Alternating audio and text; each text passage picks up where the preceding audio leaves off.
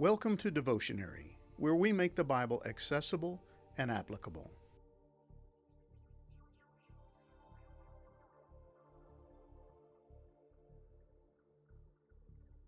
Deuteronomy chapter 28 is a long chapter, and it contains its fair share of depressing news. A great portion of its 68 verses have to do with the curses God warns He will bring upon the nation of Israel should they prove to be unwilling to keep His law and to faithfully worship and serve Him alone.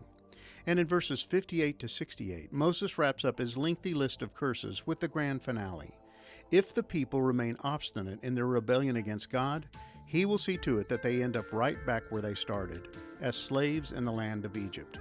Not only will they experience some of the same plagues that God brought upon their former taskmasters, but they will find themselves living in the same abysmal conditions their ancestors had experienced. It will be the Exodus in reverse, and their return to Egypt will be marked by the absence of rest, a lack of abundance, and a loss of the peace that accompanies God's presence.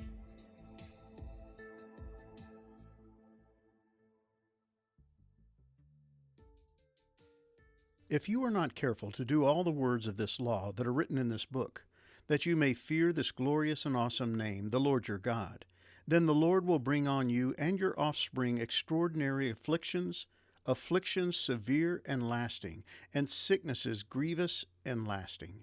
And He will bring upon you again all the diseases of Egypt, of which you were afraid, and they shall cling to you. Every sickness also, and every affliction that is not recorded in the book of this law, the Lord will bring upon you, until you are destroyed. Whereas you were as numerous as the stars of heaven, you shall be left few in number, because you did not obey the voice of the Lord your God. And as the Lord took delight in doing you good and multiplying you, so the Lord will take delight in bringing ruin upon you and destroying you. And you shall be plucked off the land that you are entering to take possession of it. And the Lord will scatter you among all peoples, from one end of the earth to the other, and there you shall serve other gods of wood and stone, which neither you nor your fathers have known.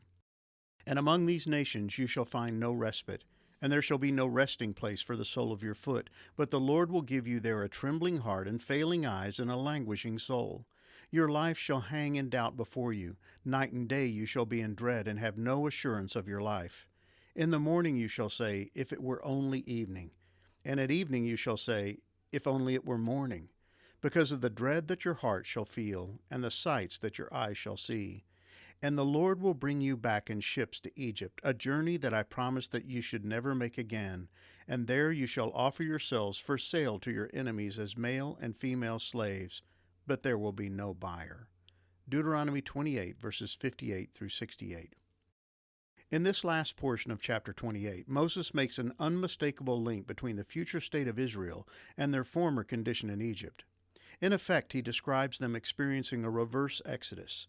More than 4 decades earlier, God had graciously delivered the people of Israel from their captivity in Egypt and led them to the land of Canaan, the land He had promised to give to the descendants of Abraham.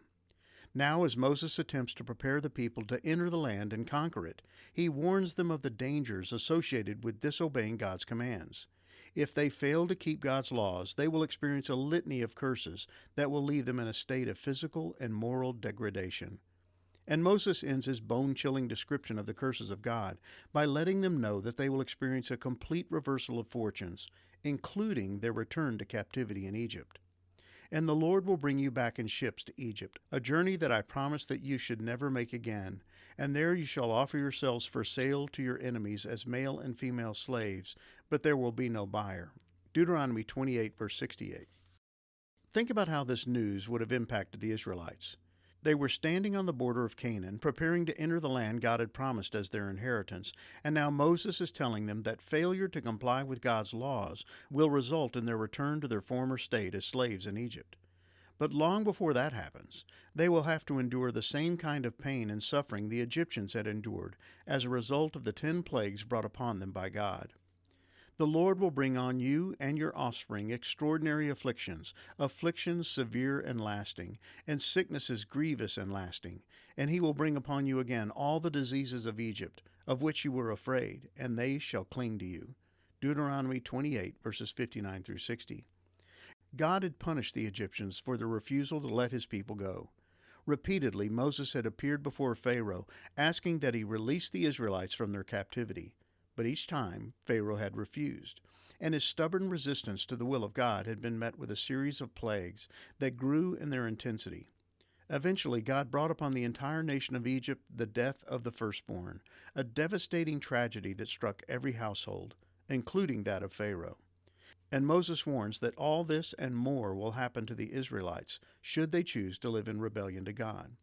One of the things we tend to overlook or downplay in these warnings from Moses is the extreme dichotomy they represent. Things would not be as they were meant to be. The Promised Land had been meant to be a place of rest. It was intended to be the polar opposite of their experience in Egypt. In fact, when God had chosen Moses to be the one to deliver the people of Israel from captivity, he had told him, "I have surely seen the affliction of my people who are in Egypt, and have heard their cry because of their taskmasters.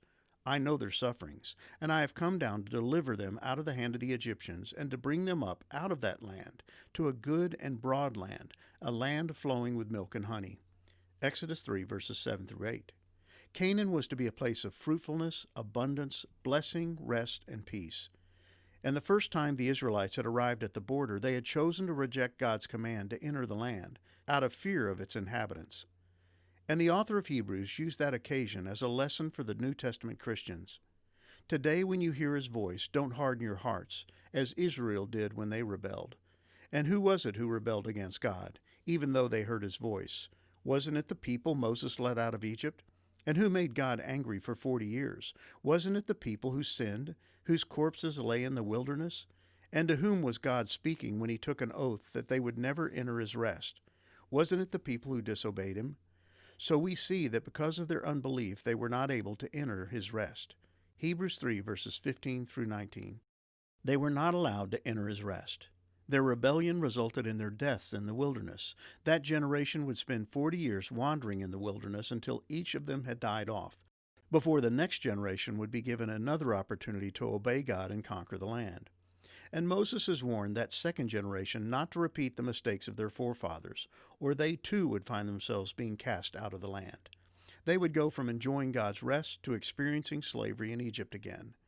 It was God's will that the people of Israel fear this glorious and awesome name, the Lord your God. Deuteronomy 28, verse 58. And Moses reminds the Israelites, "The Lord took delight in doing you good and multiplying you." Deuteronomy 28, verse 63. But their disobedience would result in the polar opposite reaction from God. "The Lord will take delight in bringing ruin upon you and destroying you." Deuteronomy 28, verse 63. God warns that he will leave the Israelites scattered, demoralized, oppressed, weary, and suffering from a trembling heart and failing eyes and a languishing soul. Deuteronomy 28, verse 65. Their hearts will be filled with dread. Their lives will be marked by regret, loss, and a longing for each day to come to an end. And the nighttime will be no better.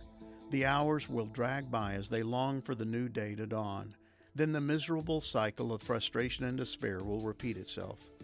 And Moses ends this dismal list of curses with a bleak prediction of Israel restored to captivity in Egypt, right back where they started. They will be forced to watch as the Promised Land fades into the distance as they make their way back to Egypt. They will endure the shame and humiliation of a reverse exodus, and their lives will once again be marked by bondage, not freedom. There will be no more rest. They will enjoy no more rewards or blessings from God, all because they decided to disobey the law of God.